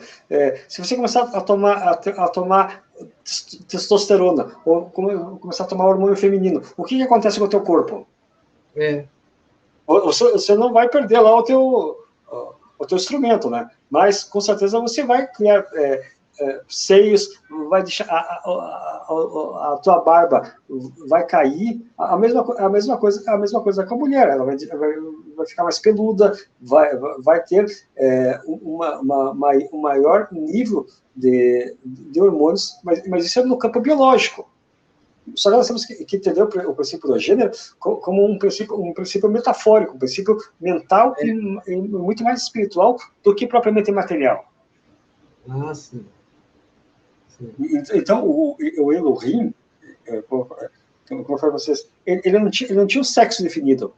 Por quê? Porque o todo, como é que você vai dizer que o todo é masculino ou feminino? Se ele é tudo. Se ele é eu, se ele é você, se ele é nosso planeta. Por quê? Porque nós fazemos parte da mente do todo. Então, de alguma forma ou de outra, nós somos o todo. Pequenas partículas desse todo, né? Bom, eu acho que deu para passar uma boa ideia desses princípios. E sim, muito, vamos abrir para as perguntas, né? Olha, é bastante, hein? Principalmente o Paulo, né? Vamos pegar lá em cima do Paulo. Peraí, deixa eu ver aqui. Temos interessantes. Aqui temos que ele fez pergunta pessoal. Peraí, do Paulo.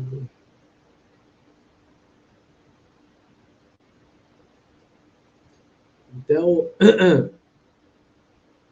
eu discordo desses cientistas, partes dos chakras, o coração, em seguida, vai para o cérebro, na recepção da glândula pineal, em seguida, essa vibração sai através do nosso plexo solar, em fluidologia do éter.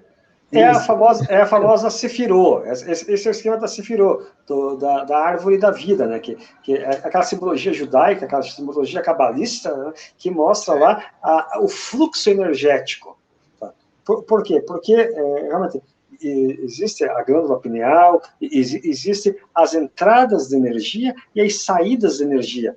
Tudo, por isso que nós temos que equilibrar sempre os nossos chakras. Por quê? Para que essa energia ela não fique descompensada. E isso são princípios herméticos. é vibração, é polaridade, é ritmo, é causa e efeito, é gênero.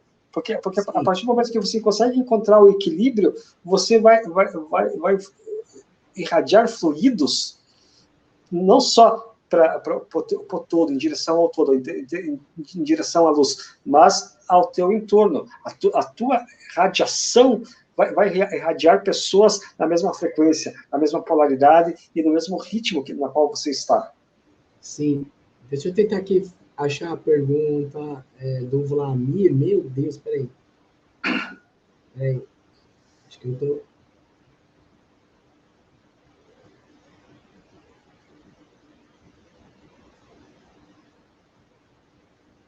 Esse princípio fundamental seria o monada casual ou principal?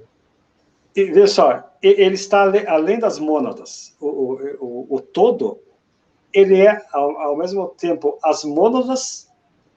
Sim.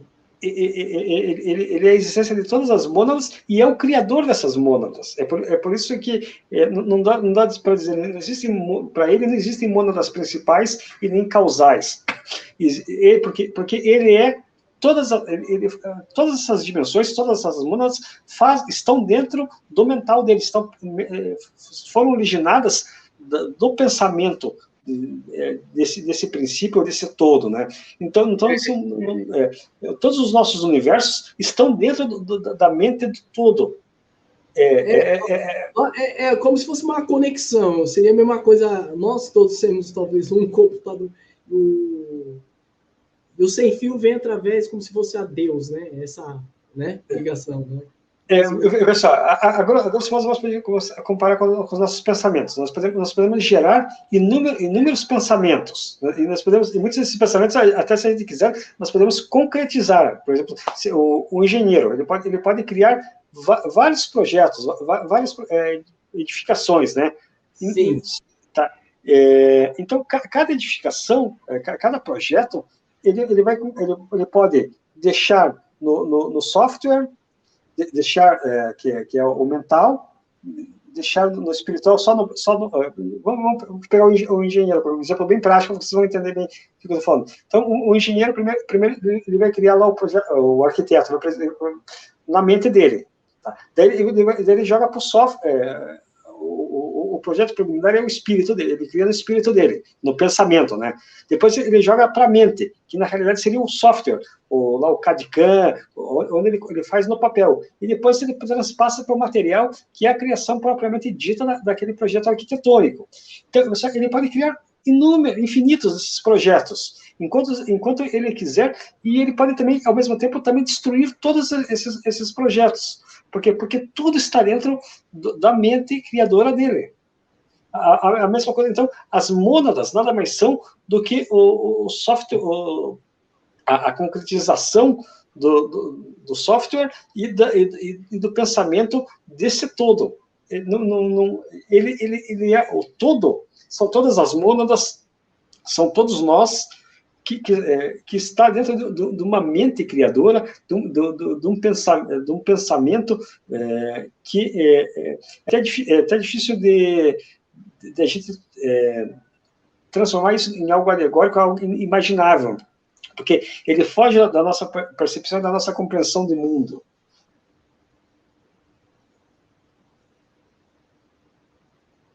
A verdadeira transmutação hermética, ela é mental, porque tudo começa na nossa mente, tudo começa na mente do todo. Se nós não entendermos isso, nós não vamos conseguir trabalhar nem o material, nem o mental e nem o espiritual.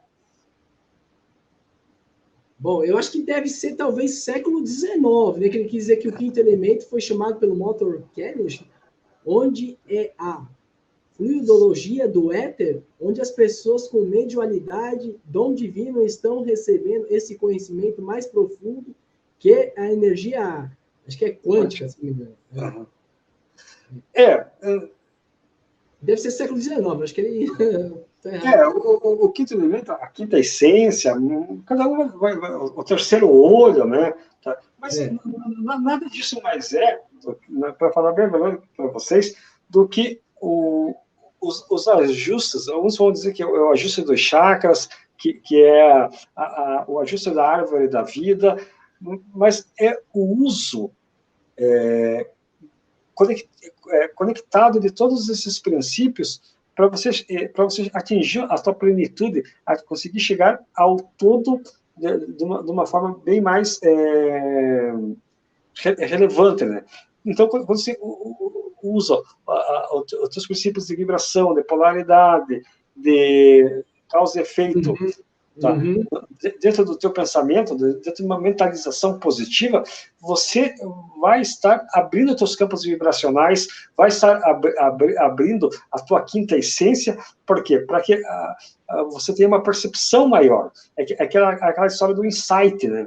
O que é o insight? Muitas vezes você está andando com a mente vazia, de repente você vê algo que te dá uma ideia genial, ou que porque a partir do momento que você abre os seus campos vibracionais, a tua polaridade, o teu ritmo, você acaba também abrindo a tua percepção. É como um radar que ele começa a captar muito mais daquela visão míope. Ele vai te dar uma visão global, algo muito mais amplo e que você só vai conseguir isso a partir do momento que você equilibra todos esses aspectos. Para muitos da Sefirot, com base, é claro, nos princípios herméticos. O hermetismo, ela é, de uma certa forma, transmutação. Transmutação. Transmutação é a lapidação da nossa pedra bruta em pedra polida. É o que na maçonaria a gente fala também de cavar masmorras aos vícios e erguer templos às virtudes, num aspecto muito mais amplo, né? Bom, aqui a pergunta da natureza e o universo. Deve ser a pessoa que eu mandei um convite nos grupos das redes sociais. Eu não sei se exatamente o Hermes vai falar isso no livro, o Rosaldo. Está perguntando aqui. Quando vibramos a energia positiva, é bom para a nossa concertação no astral? Sim, claro. Não sei se o Hermes pensa dessa forma, né? Que nós estamos aqui falando tudo está registrado no livro, né? Uhum. Olha, a vibração, falar do plano astral, né? Tá? O nosso espírito ele está conectado com a nossa mente e está conectado com o nosso corpo. Então, essas três entidades, na realidade, é uma só, que somos nós, a mesma coisa. Então, a partir do momento que você estabelece um campo vibracional, um campo rítmico, um campo polar, um campo causal, principalmente causal também, você vai gerar uma correspondência. Você vai equacionar a tua correspondência. Porque não adianta você estar na tua matéria estar diferente da tua mente. Porque daí o princípio da correspondência não vai estar pleno dentro do teu microcosmos. Ele vai estar diferente, ele vai estar desequilibrado dentro de você. Então, tudo isso é equilíbrio. A partir do momento que você aprende o teu equilíbrio, você aprende a equacionar os teus chakras, a tua mediunidade, o teu ser, você, de alguma forma ou de outra, você aprende a se conectar diretamente com o todo. Com o todo, né? Todo. Você consegue compreender, abrir... O que eu acho interessante, você falando isso do todo, Rosaldo, o que é interessante é a música do Raul Seixas, né? Principalmente quando aquela parte fala, né? Que eu sou o início, o fim... O início, o meio e o fim, né? Isso. Eu sou o pai, a mãe, a criança que ainda não existe. A música é muito interessante, né? Tem a ver com todo isso. Você veja o grau de sofisticação dessa música. Até o Paulo Coelho que ajudou a fazer ele, né? O Paulo Coelho é muito místico. Né? Eles escreveram várias letras juntas, né?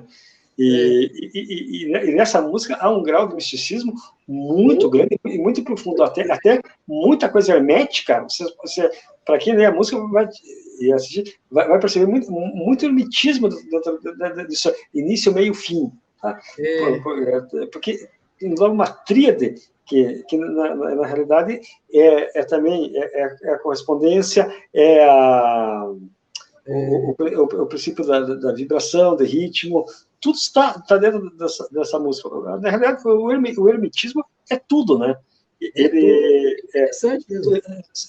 São leis universais que regem o todo universal, porque partiram de um princípio criador, partiram da mentalização e da concretização através do gênero, né?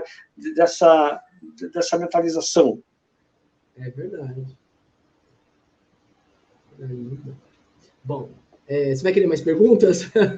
Vai querer? Vamos fazer mais algumas perguntas aí, até... Vamos lá. Nem que eu volte aqui um dia para a gente dar continuidade a essa... Amigo, o quinto elemento já é todo do século XXI. Essa sabedoria não será doada a corações impuros, pois tem a dualidade, né? É uma opinião do Paulo. Ei, Paulo, grande amigo Paulo, que eu conheci em salas de ufologia. Né? Não, isso é verdade, tá? O Paulo a gente...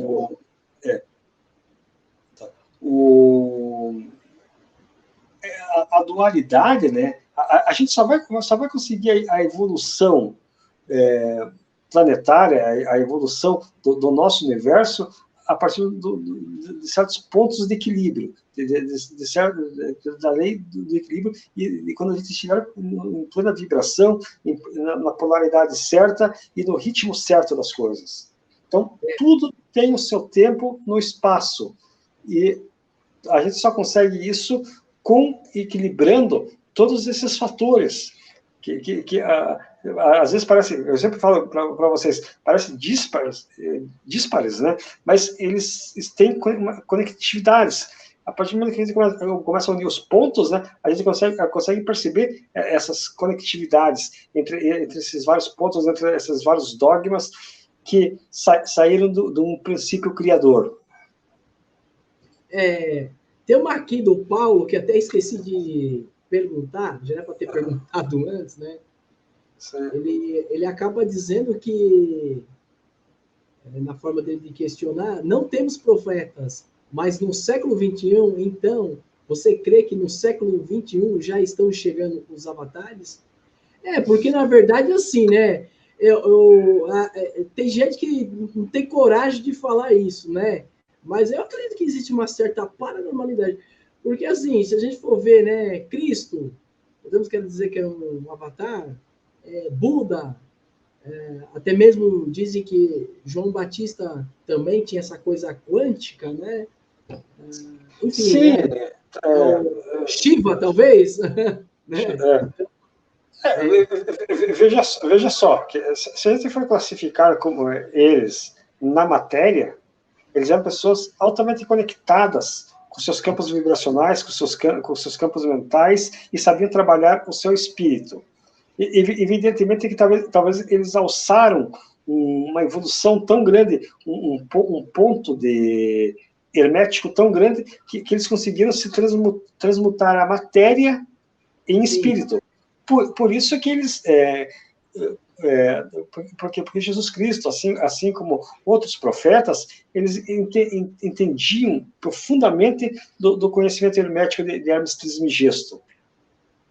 Então, eles tinham uma concepção, o próprio Buda, de transmutação da matéria em espírito. E talvez os avatares, ou qualquer outro nome que a gente queira dar, com essa evolução dimensional que a gente, com o decorrer dos tempos, a gente vai passar, né? Tá? Eles talvez eles não chegam ainda no século XXI. Acho que ainda a gente está longe do processo. Você acredita que está longe, então? Você acredita? Eu acredito que sim. Nós ainda somos muito mais matéria do que espírito. Nós estamos em processos de transformação. E o ritmo da nossa evolução, às vezes ele vai um pouco mais para frente, um pouco mais para trás. Eu vou perguntar uma coisa em relação a isso. Claro que eu respeito muito a tese do convidado, né? Mas alguns livros, só que essa é a parte do pessoal, talvez, que vê também na espiritualidade. Na sua opinião, as crianças cristais índicos, alguns livros acabam dizendo que é uma missão, mas eu acho que nisso talvez não entre alguma coisa de avatares, né? Não, eu acho que Não, né? essas crenças cristais, essas crenças índicas, são os primeiros indícios de que nós estamos indo para um caminho correto, evoluindo Sim. na transmutação de um planeta Terra material para um planeta Terra mais mental e mais espiritual, né? Tá? Mais metafísico. Tá? Mas eu acredito ainda que nós ainda temos algumas expiações ainda para fazer em termos de planeta Terra, para que a gente possa evoluir daí como avatares ou como semideuses. Nós temos ainda algumas expiações ainda para evoluir. Para evoluir, né? Porque, na verdade, eles vieram no passado porque a coisa estava feia mesmo na Terra. Viu que Jesus chegou numa época que Ave Maria, né? Que o negócio estava feio. Eu acho que os milagres aí que ele fez aí, acho que foi para dar uma... para futuras gerações, né? Pensar, né? Porque o negócio estava feio, né? Nós temos que ver, se a gente for olhar pelo campo literal, né? Ele veio aqui para expiar os pecados, né? Os nossos pecados. Jesus Cristo deu a vida dele para que o todo não destruísse. Mas nós temos também que olhar para o campo um pouco mais amplo, um campo mais metafórico da lenda, né? Isso. Nessa parte aí do... Eu não vou entrar nesse detalhe para não criar... porque cada um tem uma filosofia. Tem uma filosofia. Na religião, a gente sabe, né? A gente também, realmente, a gente toma mesmo. Tá certo. Peraí, vamos ver aqui se tem mais. Oi, a Gabi, tudo bem, Gabi? Isso aqui é a Gabi. Alguém tem mais alguma pergunta aí? Deixa eu ver, corrigindo. O que ele quis dizer dos 300 milhões? É o quê? Tem a ver com os avatares? Isso, Paulo? Você poderia esclarecer? Né? Porque... Vamos ver se tem perguntas lá atrás.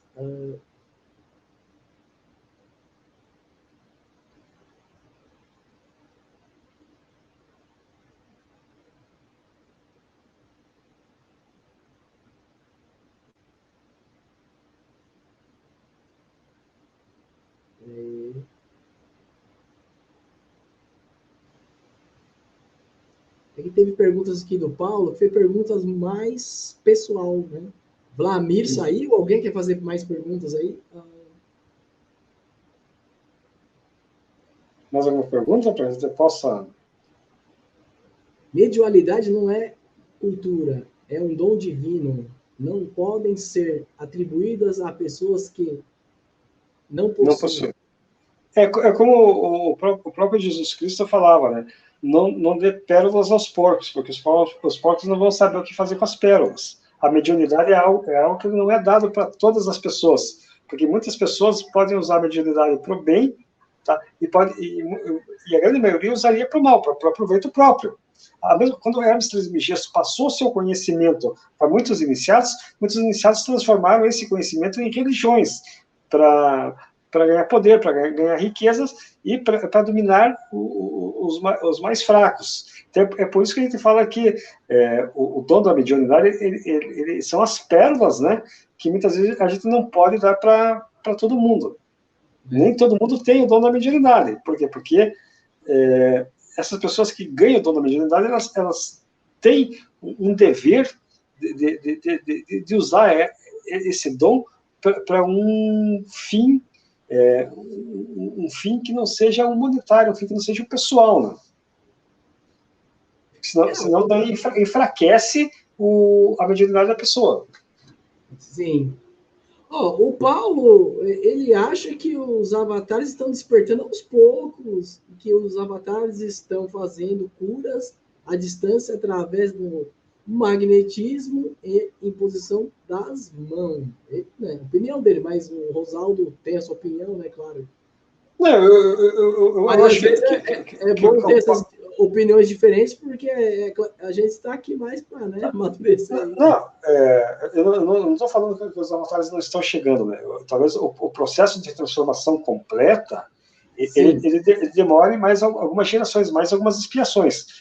Talvez as crianças índico, as crianças sejam o lado mais materializado desses avatares, que a gente sabe que muitas religiões usam a cura pelas mãos, tem pessoas que têm uma mediunidade que talvez seja... O passe na doutrina espírita, né? O passe, não sei se o Noie também tem o passe deles, a composição das mãos, mas eu acredito que a gente tem ainda um pouco mais para espiar, até que nós chegamos à plenitude completa. Tá? Talvez os avatares já comecem a chegar aqui no nosso planeta, justamente para iniciar esse processo de transformação, mesmo que seja aos poucos, porque talvez para nós seja um tempo ínfimo, mas no tempo do universo seja um tempo pequeno, seja uma questão de segundos para nós pode demorar uma vida inteira. Eu não sei, Paulo, se isso é fato. Ele falou que mais de 2 milhões de anos, que tínhamos toda essa quantidade aí de habitantes, né, que mandou os avatares, né, e hoje quase 8 bilhões de habitantes. Ele acha que Deus escolheu, acho que é isso, 144 bilhões para combater as trevas. Tem que ver se é fato. Né? Eu não... São questões que... Quando envolve números, né, a gente tem que tomar um pouco cuidado de falar em números, de quantas pessoas que existem, porque a gente pode cair num erro imensurável. Então, atribuir 144 mil, que é o número da Bíblia, que também tem toda uma representatividade dentro da Bíblia, eu acho um pouco temerário de a gente estar abordando isso, até porque a gente passa uma informação, e a nossa informação aqui, ela tem um lado racional, mas nós temos um lado metafísico muito bem alicerçado dentro dos princípios que eles são além das religiões, né? Então, eu não quero pregar isso como uma verdade absoluta, como algo a ser seguido, porque é uma coisa que nós temos que tomar cuidado quando nós falamos sobre números, sobre certos detalhes, porque a gente vai criando dogmas e vai transformando as pessoas entre aspas, em fiéis, né, em fiéis religiosos, e isso depois pode ser corrompido para um uso pessoal, para um uso que não o uso original. O que aconteceu com a cristandade primordial e com a cristandade nossa hoje, que se a gente for ver bem, a gente muito pouco tem a ver com as igrejas cristãs primordiais, né? Bom, tem a pergunta aqui do meu grande amigo Vlamir, vamos embora. Rosaldo, pelos princípios do Acabalion, você não poderia ajudar alguém sem consentimento dela, porque estaria alterando a lei do livre-arbítrio ou da causa-efeito correto? Eu tentei entender, acho que você... Veja só, né, Valmir, tá. Eu acho que sem o consentimento, você tem que, além da causa-efeito, você tem que medir, tá? Quando você vai ajudar uma pessoa sem o consentimento, você vai ter que colocar os prós e os contras. Eu sempre digo que se os prós forem maiores que os contras, tá? É claro, vão ter os efeitos que provavelmente que os prós serão muito maiores do que os próprios efeitos contrários. Então, é tudo ponderação. Você tem que ponderar. O livre-arbítrio, tá? Ele é algo individualizado. Então, se o livre-arbítrio diz que você tem que ajudar essa pessoa, e você, uma vez colocando os prós e os contras no papel, e vendo que a melhoria, o ganho com melhoria será muito melhor, eu não vejo por que não deixar de interferir, né? Porque você ajudando ou não ajudando, vai gerar uma causa e um efeito. Se você, digamos, aquela história, a pessoa está no viaduto para se matar. Ela vai ter uma causa e um efeito se você ajudar ou não ajudar ela. Se você ajudar ela, você pode salvar uma vida. Se você não ajudar ela, pode ser que ela também não pule, mas pode ser também com ela pule. Tudo você tem que colocar na balança lá de Anubis. Você vai ter que colocar o teu coração, e se o teu coração pesar menos que as penas, vai em frente. Tem que...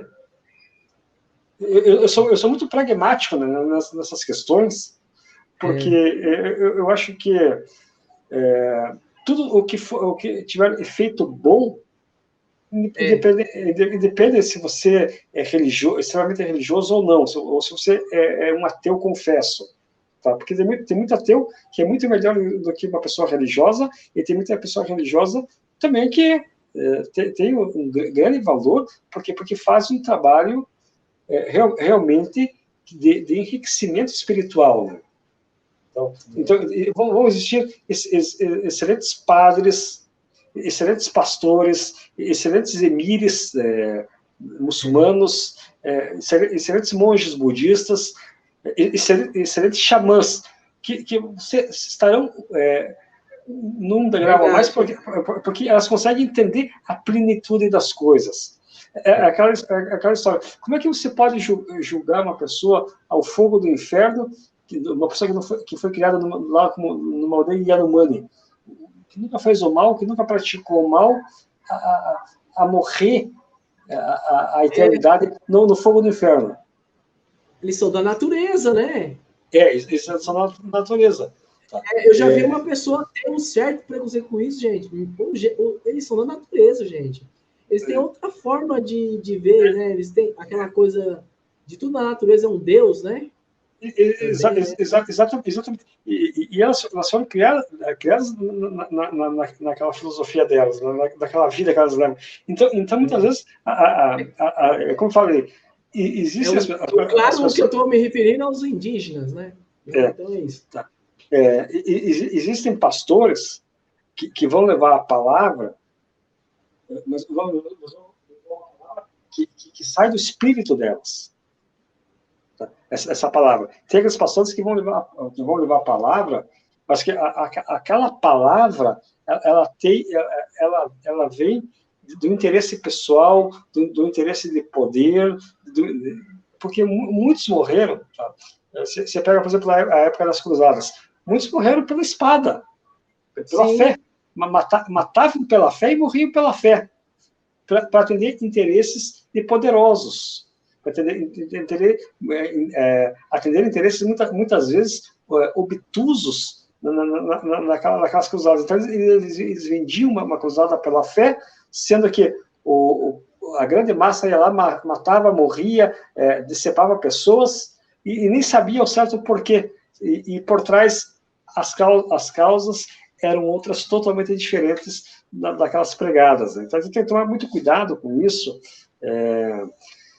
e sempre ponderar, colocar na balança da vida, né, o que a causa vai gerar em relação, e qual que será o seu efeito.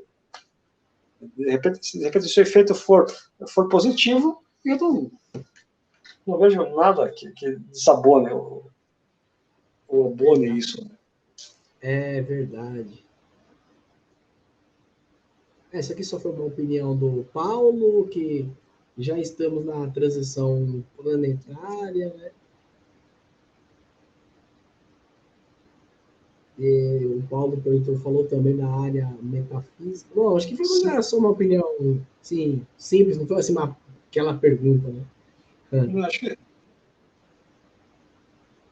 Mas uma pergunta eu já posso... Encerrar? É isso? Encerrar. Isso, eu já posso para as considerações finais, por exemplo.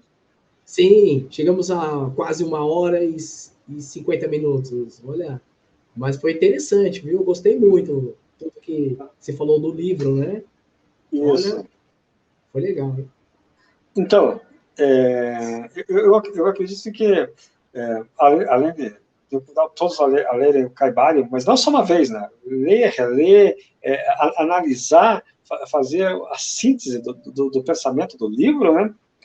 Sim. Eu também acho que nós temos que não só sempre procurar a nossa transmutação alquímica, transformar o nosso chumbo no nosso ouro essencial, para que a gente possa, de uma forma ou de outra, conseguir essa evolução interplanetária que o Paulo falou, porque sem nós nos autotransformarmos, a gente nunca vai alcançar a transmutação planetária, a gente nunca vai passar do material para o metafísico.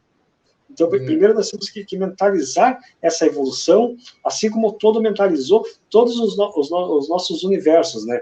Então, a partir do momento que se mentaliza os princípios herméticos para o lado do bem, você vai colher a transmutação para o lado da luz. E o contrário também é verídico. Não vou entrar no contrário para não agregar pensamentos negativos, né? Mas eu acredito que o bom uso dos princípios herméticos e dessas leis agrega muito valor no equilíbrio dos chakras, na transmutação do material para o espiritual, na própria transformação planetária, porque essas são as leis do universo, essas são as leis da física, da química e as leis do próprio espírito, né? Então, uma vez que a gente entende essas leis e a correlação com tudo que nos rege, a gente começa a já dar passos largos para uma transformação do material para o espiritual. Eu acredito que era só isso, gente. E também quero fazer uma propaganda. Para quem estiver interessado, no meu site, no www.esquadrecompasso.com.br, nós estamos formando uma biblioteca virtual muito completa, que tem uma... Olha que legal, hein? Tá. Ela tem uma anuidade esse mês de R$ 29,90. Essa anuidade não é para cobrar os livros, porque os livros são obras que a gente vai coletando da internet. Então tem o Caibalion, tem o Corpus Hermético, tem livros, audiobooks, músicas de elevação, tá? Músicas de frequência, que serão vai ser uma Netflix da espiritualidade. Netflix, mas tem bastante audiobook? Tem bastante audiobook, Rosaldo? Eu tô juntando. Eu tenho bastante livros, desde ufologia, esoterismo, maçonaria, espiritismo, de todas as religiões. Tem a Bíblia, temos a Torá, o Alcorão, o Dharmapada. Então, estamos fazendo uma miscelânea para quem gosta desses tipos de temas mais complexos e tudo junto e misturado, para que a pessoa tem uma biblioteca, e nessa biblioteca também tem as minhas palestras que eu dou sobre o Caibalion. Eu tenho 2 palestras que estão lá para vender, num preço também muito barato, que ninguém pode reclamar que está caro. Uma que é o Caibalion, os 7 princípios herméticos da maçonaria, que está R$ 9,90, e o outro que é Gerando Prosperidade através dos 7 princípios herméticos, que está R$ 16,90. Que legal. Às vezes, quando a gente leva uma vida meia corrida, não que vai deixar de ler, mas às vezes o audiobook é para aquele momento que não está com muito tempo, né? Porque às vezes você bota no carro, vai escutando e... Exatamente. Eu já tenho no audiobook lá, eu estou com o Corpus Hermético. Eu vou ver se qualquer hora eu coloco um iPad, que diz que cabe mais, armazena mais do que um celular, né? Tudo isso, né? Nem sabia, essa pessoa tinha me falado. O nosso está tudo na nuvem, você não precisa baixar as mídias. Você pode baixar, mas pode acessar pelo site, que está tudo lá. Estamos fazendo uma tecnologia. No site, que legal, vocês estão fazendo isso, cara. A gente vai gravando aí, né, Rosado, outros temas, e aí você vai falando aos poucos até o projeto ficar pronto, né? Exatamente. Mas quem quiser, se o pessoal se manifestar interesse, eu volto aqui na próxima palestra e continuo falando de hermetismo e de Caibalion também, porque eu acho que é um assunto que, dado tempo, né? A gente podia continuar a falar. A gente tem que ver, porque assim, depois, se você quiser, já na próxima semana, porque sábado eu coloquei já o André, né? Uhum. Mas aí teria domingo, ou se você quiser entrar mais cedo, a gente marca aí o que a gente vai fazer. A gente vê se achou nessa semana, né? Às vezes volta a falar do Caibalion, meio, nem que seja no próximo domingo, porque... no próximo domingo, tá. Tá. Porque daí a gente não esquece e a gente já está meio com a lembrança limite, né? É um assunto que é complexo, surgiu muitas perguntas, né? E acho que a gente não conseguiu atender de forma satisfatória todas as perguntas das pessoas para que unir todos os pontos para que as pessoas tenham essa compreensão exata do que a gente falou hoje. Sim, sim. Você quer falar mais alguma coisa para... Não. Tá. Só queria agradecer mais uma vez a oportunidade de estar aqui no teu canal falando sobre esses assuntos muito interessantes, né? A presença de todos, agradecer a quem fez as perguntas. Se eu não sarei as perguntas a contento, depois pode me passar para mim, que eu encaminho, né, as respostas. Até mais. Tchau.